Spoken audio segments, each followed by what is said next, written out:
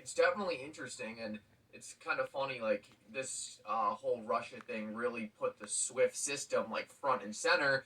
Where I'd never seen so many of my friends talking about the Swift system before, and here I was running an Yeah, XRP channel where I'm constantly talking about Swift, and I'm just like, oh, funny that this is suddenly front and center. exactly. Yeah, the average American has never heard of Swift. And it's And here crazy it's like, too, because you the average American, you're right, has never heard of Swift, and then you look at the volumes of money Swift does, and how many transactions a day, and how much money flows over this outdated banking system, and then you're just like, wait, there's a technology right now working to completely replace and upgrade this system, and it kind of blows your mind. Well, because the little it's talked about would make you think like, oh, it's just some small thing like it's Swift, like you've never heard about it, it's not that important. But I mean, realistically, it's the most important technology currently in the banking system.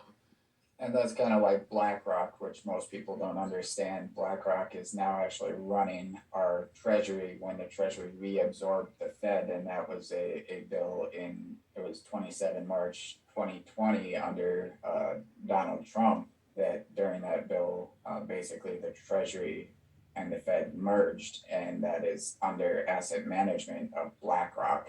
And BlackRock themselves just launched or applied for a Bitcoin ETF, and people don't necessarily see those transactions or understand them. You know, BlackRock manages about $9 trillion in assets annually.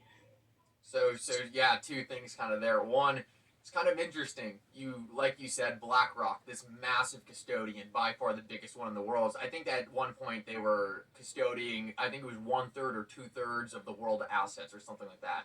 No one ever talks about them.